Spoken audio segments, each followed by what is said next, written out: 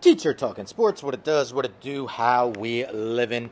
A week or two ago, I did a video on each NFL team's 1 year fantasy wonder. I really enjoyed it so much that I decided to do it as well for MLB. So this will be since 1997, so a couple guidelines for this. If a player had a fantasy relevant season prior to 1997, they couldn't be included. And if the player, let's say, had one fantasy relevant season for one team but had another fantasy relevant season for another team, they also couldn't be included. So some teams had a plethora of options that I could have included. Some were more difficult, but let's get into it. Each MLB team's 1 year fantasy baseball wonder since 1997. I will name the teams in alphabetical order. Let's get into it. Starting with Junior Spivey in 2002 with the Arizona Diamondbacks. Spivey hit .301, 16 homers, 103 runs scored while stealing 11 bases. Never hit higher than .272 in any other season. No more than 52 runs in any season. Atlanta Braves, Mike Foltynewicz, and this was somewhat recent. 2018, he was named an All-Star as he went 13-10. With a 2.85 ERA, 183 innings, 202 strikeouts, a 1.08 whip, finished 8th in NL Cy Young voting. Has not pitched in the majors this season. In the three ensuing seasons, 2019 to 2021, Foltynewicz went 10-19 with a 5.17 ERA. Baltimore Orioles, Sidney Ponson. Ponsone's best season came in 2003. While he did split it with the Giants, 21 starts with the Orioles before he was traded to the Giants, where he made 10 starts. So I included him with the Orioles. Altogether in that season, went 17-12 with a 3.75 ERA, a 1.26 WHIP. Other than that, he never had a season with more than 12 wins. And never had a season with under a 4 ERA other than 2003. Boston Red Sox, Daisuke Matsuzaka, part of the fabled gyro ball. Was speculated whether he threw a gyro ball prior to coming in the majors.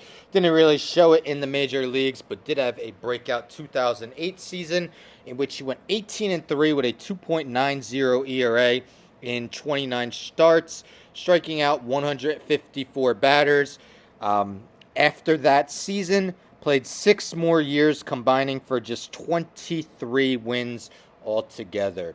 Chicago Cubs, Randy Wells in 2009. Wells went 12-10 with a 3.05 ERA in 27 starts with a 1.28 WHIP, finishing 6th in NL Rookie of the Year voting. Played 3 more seasons in the majors, going 8-14, 4.26 ERA in 2010, 7-6, 4.99 ERA in 2011, 1-2 with a 5.34 ERA in 2012. Chicago White Sox, Esteban Loaiza in 2003. Esteban Loaiza got in huge trouble off the field after his playing career. We won't get into that. 2003 was a banner season for him as he went 21-9, 2.90 ERA, AL leading 207 strikeouts, a 1.11 WHIP, finishing 2nd in AL Cy Young voting that season. He never had a season in any of his other 13 years in the big leagues with more than 12 wins. Cincinnati Reds, catcher Devin Mesoraco in 2014. Mesoraco was an all-star as he had .273 with 25 homers and 80 RBIs. 25 homers was nearly half his career total, as he had just 33 others in 7 other seasons in the big leagues. Cleveland Guardians were known as the Indians back when Jake Westbrook pitched in 2004, his only all-star appearance, as he went 14-9 with a 3.38 ERA, completing 5 games, something you don't see today, maybe other than Sandy Alcantara. Also had a 1.25 WHIP. While he did win 15 games apiece in each of the following 2 seasons, his ERA was well over 4 in both those years. Colorado Rockies, Terry Shumpert In 1999, Shumpert played all over the field, so he was eligible at a multitude of positions. In 1999, while he only played in 92 games, he was stellar. 347 batting average, 10 homers, 14 stolen bases. Easily a career season, as he never came close to hitting 300 in any other season. Detroit Tigers, Justin Thompson, starting pitcher in 1997, and just his second year in the big leagues. Thompson was named an All-Star in 97 when he went 15-11 with a 3.02 ERA, striking out 151 batters with a 1.14 WHIP. His ERA was never under 4 after that, playing just parts of 3 seasons. Houston Astros, Marwin Gonzalez in 2017, still an active player with the Yankees, but has produced very little with them. In 2017 with the Astros, he had 303 in 455 at-bats with 23 homers, 90 RBIs, and 8 stolen bases. While he did have 4 other seasons in which he had double-digit homers, was nowhere near as productive as his 2017, including never hitting near 300 again. Kansas City Royals, one of the more obscure Rookie of the Year winners, that being Angel Berroa. In 2003, Berroa was named the AL's Rookie of the Year. The shortstop batted .287 with 17 homers, 73 RBIs, 21 stolen bases, and 92 runs scored. Never came close to reaching that production. Basically was only getting spot at-bats 4 years from that Rookie of the Year season. Los Angeles Angels, Joe Saunders in 2008. Saunders' only All-Star appearance. Went 17-7 with a 3.41 ERA and a 1.21 WHIP. While he did win 16 games the following season, he had a ERA of 4.60 and a WHIP of 1.43, so those numbers are much higher than his 2008. And 2011, he wasn't bad, 12 wins, 3.69 ERA. You could probably say he was a guy who was on the waiver wire in half fantasy leagues and probably owned in about half as well. Los Angeles Dodgers, I had a tough time with them. I ended up going with Guillermo Mota, the relief pitcher. Mota was never really a closer in his 14-year career, including 2003. He just had 1 save, but his numbers were still out of this world for that season. In 105 innings pitched, went 6-3 with a 1.97 ERA, 99 strikeouts, and a 0.99 WHIP. Each and every season other than that, besides his rookie year where he had a 2.93 ERA, his ERA was over 3. Miami Marlins, in their 2003 World Series winning team, Mark Redmond played a vital role for the team. That season, he went 14-9 with a 3.59 ERA and 29 starts, striking out 151 batters with a 1.22 WHIP. Never won more than 12 games in any other season, and his ERA was no lower than 4.21 in any other season. Milwaukee Brewers, Brady Clark in 2005. The center fielder batted .306 that season with 13 homers, 10 stolen bases, and 94 runs scored. His career highs other than that season, 7 homers, 51 runs scored, and a .280 batting average. Minnesota Twins, Lou. They're not saying boo, they're saying Lou Ford. Lou Ford in 2004, played all 3 outfield positions. Hit .299, 15 homers, 20 stolen bases, 72 RBIs, 89 runs scored. Never came close to that production in any of his other seasons, 2005 really being the only other year he received regular playing time. New York Mets, Henry Mejia, who got it busted for PEDs numerous times, ended up being banned from baseball. I believe he could have reapplied, but did not, to my knowledge at least. But in 2014, he was the Mets closer, finishing with 28 saves, 98 strikeouts in 93 and 2/3 innings. The New York Yankees, still an active player, but has not come close to reaching his rookie year, that being Miguel Andujar.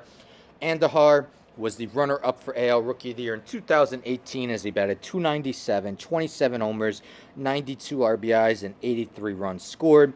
Has not received regular playing time at all the following 4 years, and has combined for just 7 homers since his runner-up AL Rookie of the Year finish. Oakland Athletics, Justin Dukeschur. In 2008, Dukeschur made 22 starts, going 10-8 with a 2.54 ERA, 141 2/3 innings, a under 1 whip, slightly under 1. He did have another all-star season, but that came strictly out of the bullpen, and he wasn't a closer, so may have been owned by a few people. But this was Dukeschur's really only season where he was a full-time starter, and he performed admirably. Philadelphia Phillies, Dominic Brown, 2013. It really looked like Dominic Brown would be a future all-star outfield for many years for the Phillies. He made the all-star team in that 2013 season as he batted .272 with 27 homers, 83 RBIs, and 8 stolen bases, receiving basically the same playing time the following year, batted just .235 with 10 homers, and received not nearly as much playing time in 2015, which was his last year in the big leagues. Pittsburgh Pirates, we're going to go Zach Duke. In 2005, Duke didn't join the team until about midway through the season. It was his rookie year. But in 14 starts, he went 8-2 with a 1.81 ERA and a 1.20 whip, finishing 5th in NL Rookie of the Year voting. The following 5 seasons, he remained a starter. His ERAs were 4.47, 5.53, 4.82, 4.06, and 5.72. Had some pretty good seasons out of the bullpen after that, but really only one fantasy-relevant season. San Diego Padres, Chase Headley in 2012. Definitely an outlier season. I mean, he was a solid third baseman for other years, but 2012 he finished 5th in NL MVP voting as he batted .286 with 31 homers, 115 RBIs, 95 runs, and 17 stolen bases. Other than that 2012 season, his season highs were 14 homers, 64 RBIs, and 77 runs scored. San Francisco Giants, Jonathan Sanchez, starting pitcher. 2010, the Giants won the World Series. Sanchez was a major part. Went 13-9 with a 3.07 ERA in 33 starts, 205 strikeouts in 193 and a third innings, a 1.23 whip despite leading the NL with 96 walks. That's because he allowed just 6.6 hits per 9 innings. The walks basically ended up being his undoing as he never performed quite as well after that 2010 season. Seattle Mariners, Shigetoshi Hasegawa. Hasegawa in 2003 was named an All-Star. Saved 16 games for the Mariners that season with a microscopic 1.48 ERA and a 1.10 whip. Other than that season, he never had an ERA under 3 and only saved 17 games in his other 8 seasons. St. Louis Cardinals, the father of Fernando Tatis Jr., Fernando Tatis. Tatis in 1999 was a huge part of a St. Louis Cardinals excellent offense, as that season he batted .298 with 34 homers, 107 RBIs, 104 runs scored, and 21 stolen bases. Other than that season, he never had more than 18 homers, 64 RBIs, or 69 runs scored.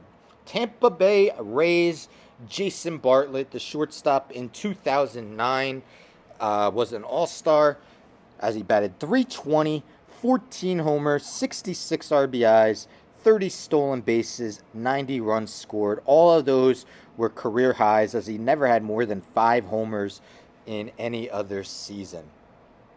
Texas Rangers, and I believe this might be the most recent of all the players, that being Danny Santana. In 2019, Santana again played all over the field, was eligible at multiple positions in fantasy. That season he batted .283 with 28 homers, 21 stolen bases, 81 runs scored. The following season, just played 15 games in the shortened season, batting .145. Last season with the Red Sox, 116 at-bats, batted 181. Hasn't played in the majors this season. 2 teams left. Toronto Blue Jays, Justin Smoke.